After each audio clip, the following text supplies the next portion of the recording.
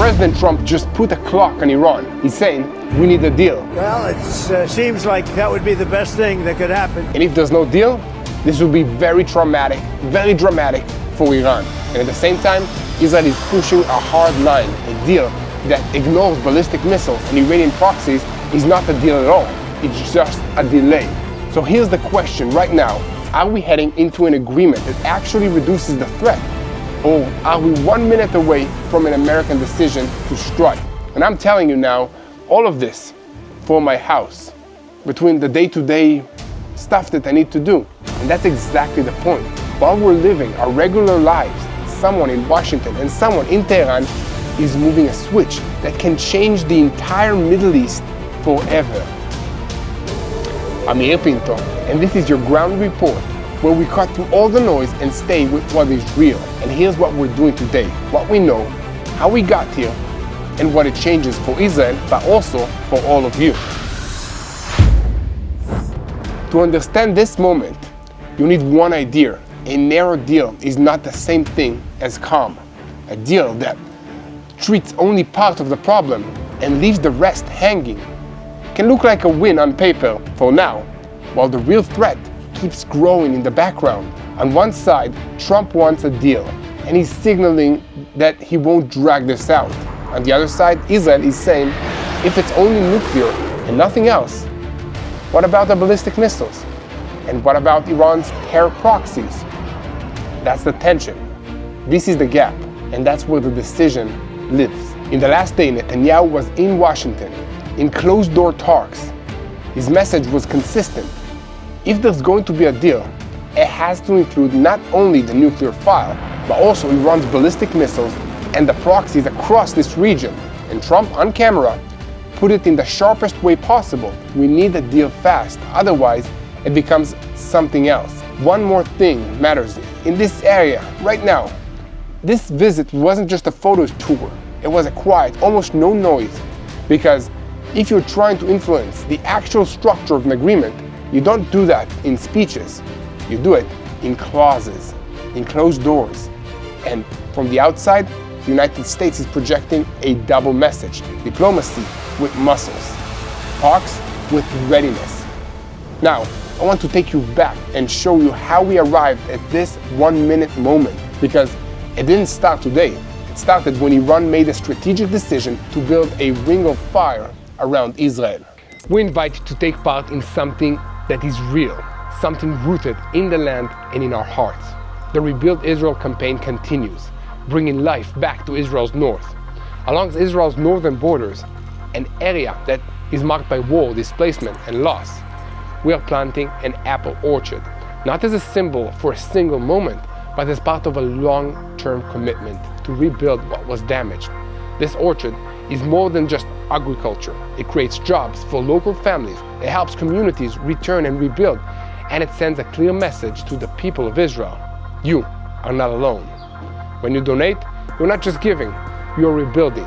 Your support puts trees in the ground. It restores livelihoods. It transforms land that was scarred by war into a land that grows again. This is how renewal takes root. This is how Israel rebuilds after war. So join us in restoring the north of Israel and strengthening the future of the land. Go now to tbn.org/rebuildisrael or call 800-804-7895. Again, that's tbn.org/rebuildisrael or call 800-804-7895. Thank you so much for the support and for standing with Israel. So let's make this simple. Over the last 3 years, Iran's play was clear. Bring the war to Israel without paying the full price directly. How do you do that? You do that with proxies. You do that with armed groups. You do that with pressure from multiple directions at the same time. So Israel gets stretched, gets exhausted, and is forced into making mistakes. And for a long stretch, it actually worked.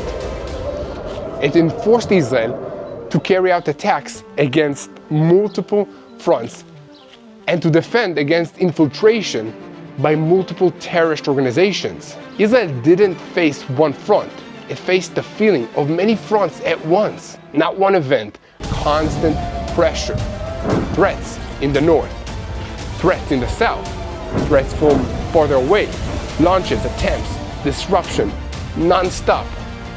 Then Iran moved to the next stage. It didn't only hide behind proxies.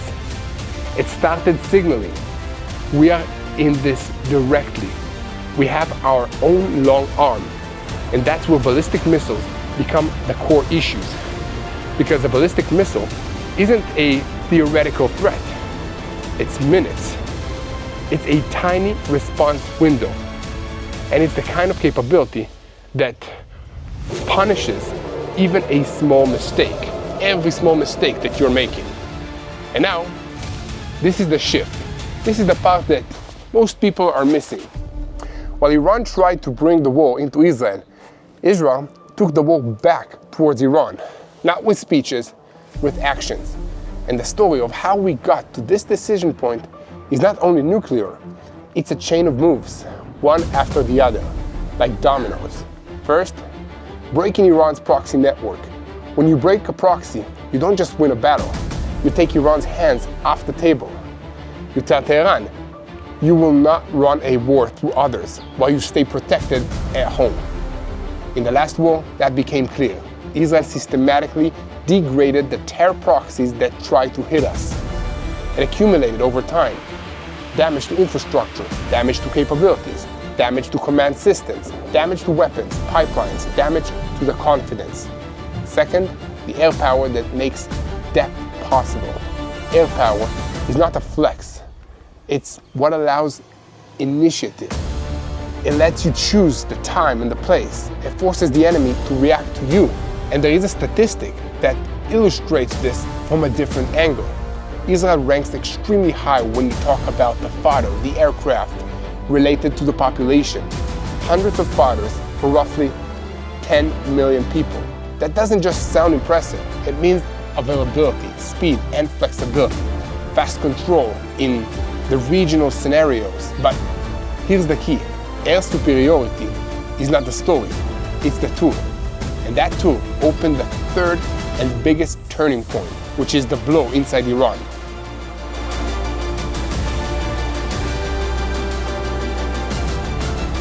Humiliation and strategy. Let me say this clearly. This is not about pride or ego. This is about the outcome. A regime that sells its people the image of strength, fear, and invulnerability breaks when reality contradicts this image. And in the 12-day war, Iran experienced something that it wasn't used to. It launched ballistic missiles, and it did not get the result that it wanted. We are still here, thank God. Different assessments circulated on exact interception percentages, but the bottom line is the same. Iran did not get the strategic image that it was chasing.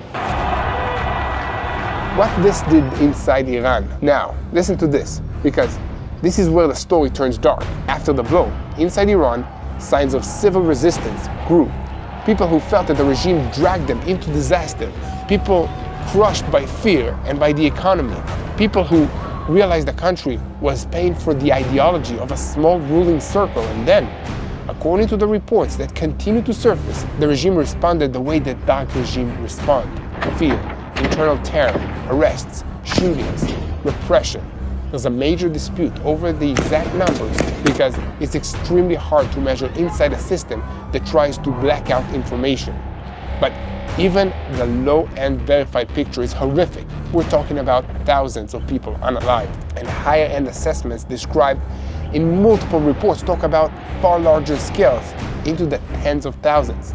And that matters because a regime willing to butcher its own people to survive is not a regime that you actually try to stabilize with a nice statement. While we're at the brink right now, so now we return to today, February 2026. Trump meets Netanyahu and says, I want to exhaust the talks and see if a deal is actually possible. And he also warns, fast otherwise becomes something else. If they don't agree to a deal now, the other option is already here on the table and at the seas with multiple naval carriers and war machine. Netanyahu says that any deal must cover the ballistic missiles and the Iranian proxies, because those are the tools that Iran uses to rebuild a ring of fire around Israel. And this is the gap. Washington sometimes treats ballistic threats differently. Deterrence, layered defense, global posture. Israel treats it differently because here it's cities, minutes, families, lives, everything is close. And there's one more layer that makes this American, not only Israeli. It matters for all of us. Iran is not playing alone. It's strengthening a wider axis, tightening ties with major powers like Russia and China, something that the United States does not accept as a strategic direction. So we are here. Diplomacy is running on a short runway. The United States is signaling readiness, and Israel is saying we're not going back to an era where Iran builds ballistic capabilities, funds proxies, and stays protected. Here's the bottom line. If a deal is narrow, only nuclear, and nothing about missiles and proxies, Israel may face a very hard decision because it leaves key engines of the threat alive. But if the path is a strike, nobody should pretend it's magic. It's not the end of the story. It can trigger responses, pressure, and escalation across the region. If this helps you see the picture clearly, make sure to like, share, and subscribe, and share this with one person that you care about. In moments like this, truth has to move fast, and we need to unite in prayer. At the end of the day, this isn't a headline. This isn't just a story. It's a decision point. Iran tried to bring war into Israel through proxies and missiles and succeeded. And Israel flipped the equation, pushing back, reaching deeper, and shaking the regime's confidence. Now Washington is holding the steering wheel, and Jerusalem is fighting to ensure that if there is a deal, it's not a deal that hides the danger under the table. The coming weeks will show whether diplomacy becomes a framework that actually reduces the threat, or whether we're heading into a regional shock. And a short prayer, because you need to remember this is a spiritual war. There is no other way to describe the situation and the amount of hatred against Israel, against Jews, against Christians, against the West. This is a spiritual war. And we need to pray for wisdom to our leaders. Yes, all of our leaders that are involved in this situation. We need also to pray for our enemies to be used and for God to change their hearts. It's a possibility. God can make that happen. That's uniting prayer for the peace of Jerusalem, for all the allies, for everybody that is affected by this regime.